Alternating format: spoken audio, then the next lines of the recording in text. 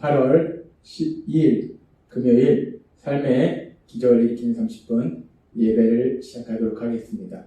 하나님께서 오늘 우리에게 주신 말씀은 요한복음 2장 13절에서 17절까지 말씀입니다.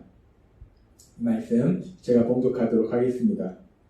유대인의 유월절이 가까운지라 예수께서 예루살렘으로 올라가셨더니 성전 안에서 소와 양과 비둘기 파는 사람들과 돈 바꾸는 사람들이 앉아있는 것을 보시고 노끈으로 채찍을 만드사 양이나 소를 다 성전에서 내쫓으시고 돈 바꾸는 사람들의 돈을 쏟으시며 상을 엎으시고 비둘기 파는 사람들에게 이르시되 이것을 여기서 가져가라. 내 아버지의 집으로 장사하는 집을 만들지 말라 하시니 제자들이 성경 말씀에 주의 전을 사모하는 열심이 나를 삼키리라 한 것을 기억하더라. 아멘. 오늘도 이 시간 하나님께서 우리에게 주신 말씀을 듣기 전에 잠시 기도하는 시간 갖도록 하겠습니다. 하나님 아버지 감사합니다. 오늘도 저희를 사랑하셔서 저희를 만나주시고 하나님 아버지 친히 저희에게 말씀해 주시니 감사합니다. 하나님 아버지 오늘도 주시는 말씀을 통해서 저희를 사랑하시는 하나님을 만나게 하시고 그 하나님을 사랑함으로 인해서 하나님의 말씀에 순종하는 삶을 살아가는 저희 모두가 될 수 있도록 은혜 베풀어 주옵소서. 예수님의 이름으로 감사하며 기도드리옵나이다. 아멘. 하나님이신 예수님께서 우리가 똑같은 육체를 지닌 인간의 몸으로 오셔서 이제 이 땅에서 사역하실 때 예수님은 우리가 앞에서 살펴본 것처럼 가나의 혼인잔치에서 물을 포도주로 변하도록 하시는 놀라운 기적, 그 기적을 행하심으로써 이제 사역을 시작하십니다. 그리고 그렇게 놀라운 기적을 행하시고 이제 오늘 말씀처럼 요한복음 2장 13절은 이렇게 말씀합니다. 유대인의 유월절이 가까운지라 예수께서 예루살렘으로 올라가셨더니 라고 말씀합니다. 유대인의 유월절이 가까워져서 이제 예수님께서 예루살렘에 올라가셨다. 우리가 이 말씀에서 먼저 살펴볼 것은 왜 예수님께서 유월절이라는 명절에 절기에 예루살렘에 올라가셨는가? 이 부분을 생각해 볼 필요가 있어요. 유월절, 이 유월절은 이스라엘 민족에게 있어서는 아주 중요한 절기입니다. 왜 유월절이 그렇게 중요한가? 유월절은 이스라엘 민족이 애굽의 종으로 살고 있을 때에 하나님께서 모세를 보내셔서 애굽의 종으로 살고 있던 그 이스라엘 민족들을 구해주신 그 기념이 되는 절기가 바로 유월절이라는 거예요. 그래서 이 유월절은 이스라엘 백성을 구해주신 그 하나님, 그 하나님의 놀라우신 사랑과 은혜, 그 은혜를 기억하면서 그 하나님의 은혜를 기념하는, 그래서 그 하나님께 감사하는 절기가 유월절이라는 거예요. 그래서 유월절은 이 이스라엘 민족에게 너무나 중요한 절기라는 겁니다. 그래서 하나님은 이 유월절을 영원히 지키라 라고 이스라엘 민족에게 말씀하셨고 또한 그렇게 유월절을 영원히 지킬 뿐만 아니라 하나님께서는 신명기 16장 5절과 6절 중에서 이렇게 말씀하셨습니다. 유월절 제사를 너의 하나님 여호와께서 너에게 주신 각성에서 드리지 말고 유월절 절기를 지킬 때에 각 지파가 살고 있던 그 땅, 내가 지금 현재 살고 있는 그 땅에서 그냥 유월절을 지키는 것이 아니라 오직 내 하나님 여호와께서 그 이름을 두시려고 택하신 곳에서 너가 애굽에서 나오던 씨가 곧 초저녁 해질 때에 드리고 라고 말씀합니다. 하나님께서 택하신 땅, 하나님께서 택하신 그 곳, 하나님의 이름을 두시려고 택하신 그 곳, 즉 하나님의 성전이 있는 곳. 지금 예수님께서 오셨을 때는 예루살렘에 하나님의 성전이 있었어요. 따라서 하나님의 성전에는 예루살렘에 모여서 유월절을 지키라 라고 말씀하셨어요. 내가 살고 있는 곳이 어디든지, 내가 유대 땅에 살고 있든지 아니면 다른 땅에 살고 있든지 어디에 살고 있든지 유대인들은, 이스라엘 백성들은 유월절이 되면은 자기가 살고 있는 곳에서 유월절을 지키는 것이 아니라 다 성전에 있는 예루살렘에 모여서 유월절을 지키라 라고 하나님은 말씀하셨다는 거예요. 그래서 이렇게 유월절이 되면은 어디에 살고 있든지 많은 사람들이 이 유월절을 지키기 위해서 예루살렘에 모인다는 거예요. 그래서 예수님도 그렇게 예루살렘으로 향하여 가셨다는 거예요. 그렇게 이제 유월절을 맞이해서 예수님께서 예루살렘에 가셨는데 그래서 예수님께서 이제 성전에 가셨는데 요한복음 2장 14절부터 이렇게 말씀합니다.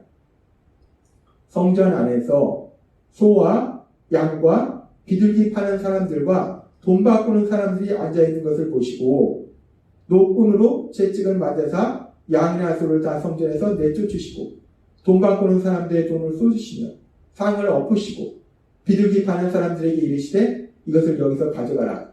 내 아버지의 집으로 장사하는 집을 만들지 말라 하시니 라고 말씀합니다. 예수님께서 유월절을 맞이해서 이제 예루살렘에 가셔서 예루살렘에 있는 성전에 가셨는데 그 성전에 소나 양이나 비둘기 파는 사람들이 있었다는 거예요.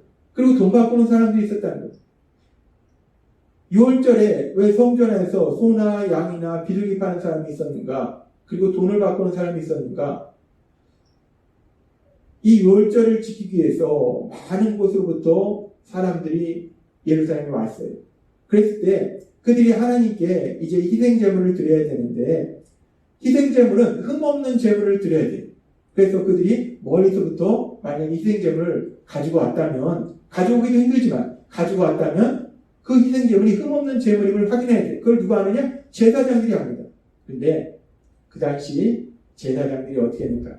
멀리서 사람들이 하나님께 희생제물을 드리기 위해서 제물을 가지고 왔을 때 제사장들이 그 제물이 흠이 있거나 없거나 흠이 있는 제물로 판정해버린다는 거예요. 그러니까 자신들이 끌고 온 제물로 하나님께 희생제물을 드릴 수 없어요. 그러면 그 제물은 필요가 없어집니다. 그러면 그렇게 필요가 없어진 제물을 이 대제사장 무리들이 아주 헐값에 사요. 그래서 자신들이 이제 지금 여기 말씀처럼 성전에서 파는 겁니다. 성전에서 팔 때는 제사장들이 파는 제물은 제사장을 통해서 팔도록 허락한 제물은 흠없는 제물로 인정된 거기 때문에 누구나 그 제물을 가지고 희생제물을 드릴 수 있다는 거예요. 그런데 이때는 아주 비싼 가격으로 판다는 거예요.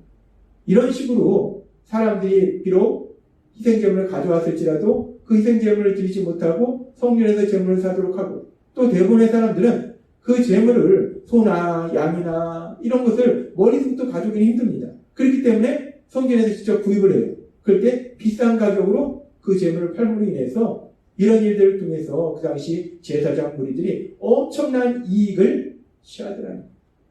부당한 이익을 취하는 거죠. 그러니까 하나님께 드리는 그 희생제물, 하나님이 희생제물을 드리도록 하신 그 하나님의 말씀, 하나님을 이용해서 자신들의 이익을 취하고 있더라는 거예요. 뿐만 아니라 이스라엘 백성들은 매년 한번 성전세를 반세기를 드려야 되는데 이 성전세를 드리는 것을 다른 나라 돈으로는 받지 않는다는 거예요. 오로지 자신들이 얘기하는 자신들이 바쳐야 된다고 하는 그 세겔, 은으로 만든 그 세겔로 드리도록 하기 때문에 어느 나라에 살든지 자신들이 살고 있던 나라의 돈을 가져와서 여기서 성전에 바치는 세겔로 바꿔야 된다는 거예요. 그랬을 때 이 환전할 때 지금도 우리가 달러를 원화를 바꿀 때 원화를 달러를 바꿀 때 그 수수료가 붙습니다. 근데 수수료를 그 당시 약 12%, 13%의 수수료를 붙여서 환전을 하는 거예요. 이걸 통해서도 이들이 엄청난 이득을 취하는 겁니다. 지금 이 성전 안에서 이렇게 제사장 무리들이 소나 양이나 그리고 또 이런 비둘기를 판매함으로 인해서 돈을 바꾸는 일을 통해서 엄청난 이익을, 부당 이익을 취하더라는 거예요. 예수님은 이 모습을 보시고 진노하신 거예요. 그래서 오늘 우리가 읽은 말씀처럼 예수님은 이 모습을 보시고 진노하셔서 그 성전 안에서 팔고 있는 소나 양이나 비둘기나 이런 걸 다 그냥 내쫓으시고 그리고 환전하는 사람들의 상을 뒤엎으시고 그리고 그들에게 질책하시고 그들을 향해서 화를 내시는 거예요.